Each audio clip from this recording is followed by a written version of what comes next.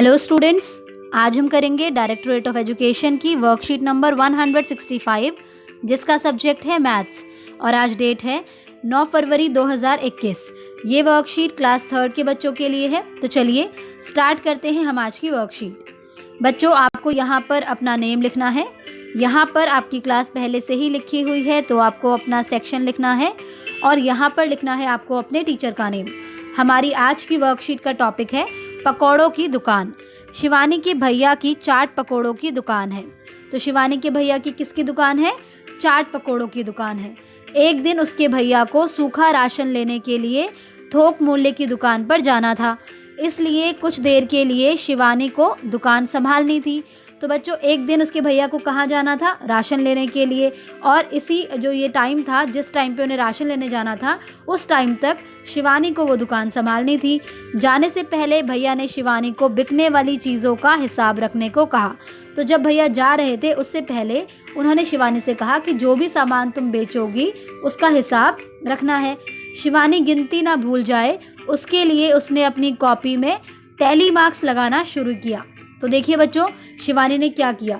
शिवानी ने सोचा कि कहीं वो गिनती भूल ना जाए जो भी सामान वो बेचेगी उनकी, तो इसलिए उसने अपनी कॉपी में टैली मार्क्स लगाना शुरू किया। तो ये है रेट लिस्ट, जो कि उस दुकान पर जो जो सामान बिकता था उसकी रेट लिस्ट है। जैसे कि समोसे तो 7 रुपये पीस, इसका मतलब ये है कि एक समोसा 7 रुपये का।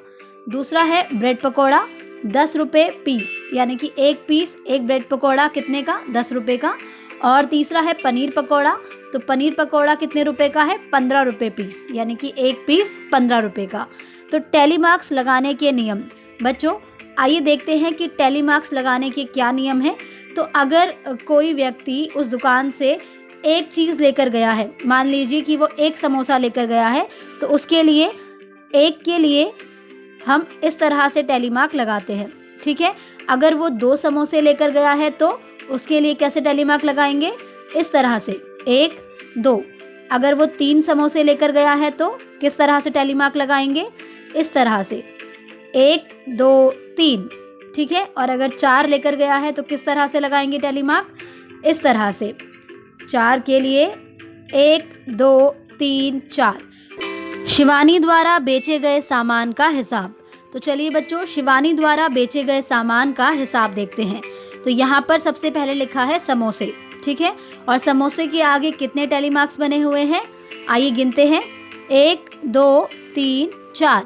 समोसे के आगे बने हैं 4 टैली मार्क्स। तो इसका मतलब ये कितनी संख्या को दिखा रहे हैं? बिल्कुल सही, ये दिखा रहे हैं संख्या 4 को, ठीक है। तो अब हमें निकालनी है इनकी कुल कीमत। तो बच्चों, ये तो आप जानते हैं कि एक समोसे की कीमत कितनी है? एक समोसे की कीमत है 7 रुपये, ठीक है। तो 4 समोसों की कीमत कितनी होगी बच्चों? इसके लिए हम क्या करेंगे? 7 को हम 4 बार जमा कर देंगे। 7 जमा 7 जमा 7 जमा 7, तो कितना हुआ? 7 जमा 7 14, 14 जमा 7 21 और 21 जमा 7 28। तो कितने रुपए हुआ? 28 रुपये, ठीक है। यानी कि 4 समोसे की कीमत हुई 28 रुपये। बच्चों, क्या आप जानते हैं कि इसे हम एक और तरह से सॉल्व कर सकते हैं? बच्चों, बार बार जमा करने की प्रक्रिया को आप देख रहे हैं कि यहाँ पर नंबर जो 7 है, जो संख्या 7 है, उसे बार बार जमा करने की बजाय अगर हम उसे इस तरह से लिख दें 4 गुणा 7, कितनी बार 7? 1 2 3 4, 4 बार 7, ठीक है। इसका मतलब ये हुआ। तो बार बार जमा करने की प्रक्रिया को हम क्या कहते हैं? गुणा करना भी कहते हैं। और ये है आपका गुणा का चिन्ह, ठीक है। तो चलिए, अगर हम इसे गुणा करेंगे तो कितना आंसर आएगा? 4 7 28, तो भी आंसर सेम ही आएगा। आगे देखते हैं। आगे है ब्रेड पकौड़े। तो ब्रेड पकौड़े के आगे कितने टैली मार्क्स लगे हैं? आइए गिनते हैं। 1 2 3। ब्रेड पकौड़े के आगे लगे हैं 3 टैली मार्क्स। तो इसका मतलब संख्या कितनी हुई? बिल्कुल सही, संख्या हुई 3। तो बच्चों, एक ब्रेड पकौड़े की कीमत कितनी है? एक ब्रेड पकौड़े की कीमत है 10 रुपये। कितनी है? 10 रुपये। तो 3 ब्रेड पकौड़ों की कीमत कितनी होगी? उसके लिए हम क्या करेंगे? बिल्कुल सही, उसके लिए हम करेंगे 3 गुणा 10। तो 3 गुणा 10 कितना हुआ बच्चों? 3 10 30, कितना हुआ, 3 10s are 30 रुपीज़। ओके, तो ब्रेड पकोड़े जो 3 बेचे हैं उसकी कुल कीमत कितनी निकली, 30 रुपये निकली। ठीक इसी तरह से अगला क्वेश्चन है पनीर पकोड़े। तो पनीर पकोड़ों के आगे कितने टेली मार्क्स लगे हुए हैं, 1 2 टेली मार्क्स लगे हुए हैं, तो संख्या हम लिख देंगे यहाँ पर 2। और एक पनीर पकोड़े की कीमत कितनी है, 15 रुपये। तो 2 की कितनी हुई, उसके लिए हम क्या करेंगे, 2 गुणा 15।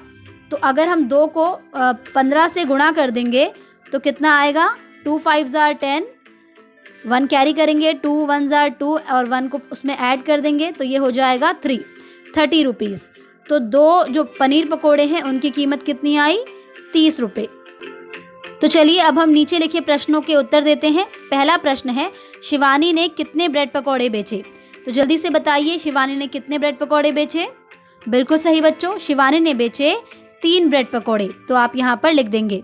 अगला देखिए, सबसे ज़्यादा किस चीज़ की बिक्री हुई। तो ऐसी कौन सी चीज़ है जो सबसे ज़्यादा बिकी, तो इसको आप यहाँ तालिका में से देखकर यहाँ पर खुद से लिखेंगे। ठीक है, अगला प्रश्न है शिवानी ने कितने रुपए कमाए।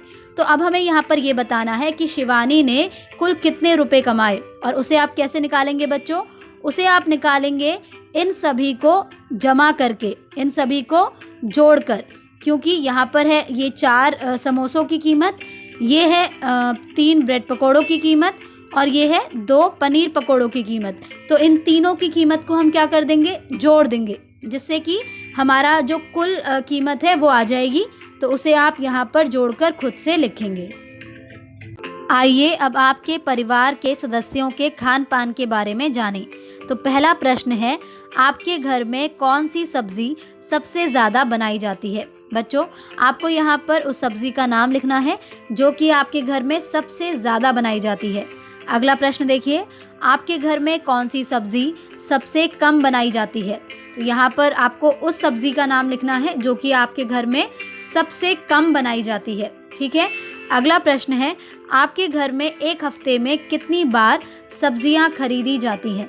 तो आपको यहाँ पर बताना है कि एक पूरे हफ्ते में यानी कि 7 दिनों में आपके घर में कितनी बार सब्जियां खरीदी जाती हैं। बच्चों आप जानते ही हैं कि एक हफ्ता यानी कि 1 वीक कितने डेज़ का होता है, 7 डेज़ का। ठीक है, तो अब आपको ये पता लगाना होगा कि एक हफ्ते में आपके घर में कितनी बार सब्जियां खरीदी जाती हैं। अगला प्रश्न देखिए, आपकी मनपसंद सब्जी कौन सी है। तो उसका नाम आपको यहाँ पर लिखना है। तो इन्हें आप ज़रूर करिएगा बच्चों। इस कार्यपत्रिका के अभ्यास के लिए अपनी गणित पुस्तिका मैथ मैजिक में से पेज नंबर 177 और 178 को आपको करना है।